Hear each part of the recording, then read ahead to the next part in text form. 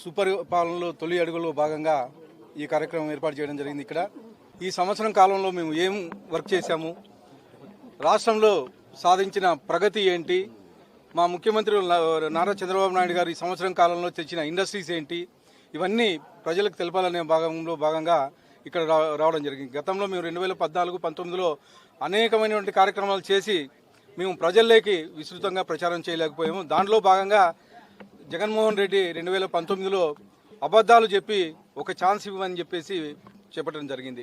గత 5 ఏళ్లలో మీకు తెలుసు ఎంత వినాశనం చేశారు. ఆ వినాశనం నుంచి అభివృద్ధి వైపు మళ్ళా సంవత్సరం కాలంలోనే ఒక గాడి మీద పెట్టారు రాష్ట్ర ముఖ్యమంత్రి వారు.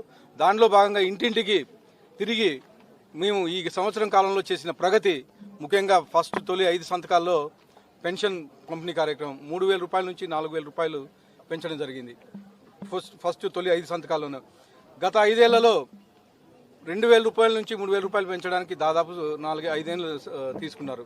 కేవలం 1,000 రూపాయలు పెంచడానికి 5 సంవత్సరాలు తీసుకుంటే మా ముఖ్యమంత్రి వర్యులు తొలి సంతకంతోనే 1,000 రూపాయలు పెంచారు. అలాగే ముఖ్యంగా అన్న క్యాంటీన్లు దాదాపు 204 అన్న క్యాంటీన్లు ఓపెన్ చేయించి ఈరోజు కేవలం 5 రూపాయలతోనే భోజనం పెట్టడం జరుగుతుంది.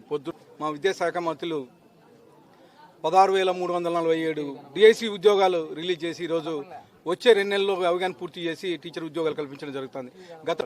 ముఖ్యంగా అనంతపురం లాంటి వెనుకబడిన ప్రాంతంలో గతంలో మా ముఖ్యమంత్రి వర్యాలు కియా తీసుకొచ్చారు. ఈరోజు దాదాపు అనంతపురం నుంచి 35,000 ఉద్యోగాలు ఓన్లీ కియా పరిశ్రమ ద్వారానే వచ్చాయి. ఇవే కాకుండా అనేకమైనటువంటి ఇండస్ట్రీస్ వస్తున్నాయి. సోలార్ అయితే ఏమి, తర్వాత విండ్ మిల్స్ అయితే ఏమి, తర్వాత డిఫెన్స్ ఇండస్ట్రీస్ అయితే ఏమి, ఇవన్నీ అనంతపురంలో వస్తున్నాయి. కనీసం అనంతపురంలో మినిమం ఎంత లేదనుకున్నా 5 లక్షల ఉద్యోగాలు అనంతపురం ఉమ్మడి జిల్లా కల్పిస్తారని చెప్పేసి మేము ఆశిస్తాం. ఇవే కాకుండా అనేకమైనటువంటి డెవలప్మెంట్, ముఖ్యంగా పోలవరం గతంలో ఎంత నాశనం చేశారు.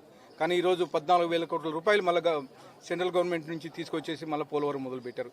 అలాగే అమరావతితో 3 ముక్కులు ఆట ఆడుకున్నారు. కానీ ఈరోజు మళ్ళా 40,000 కోట్ల రూపాయలతో అమరావతిని నిర్మించి ప్రపంచంలోనే నంబర్ 1 క్యాపిటల్గా చేసే విధంగా మా ముఖ్యమంత్రి చర్యలు తీసుకుంటున్నారని చెప్పి తెలియజేస్తూ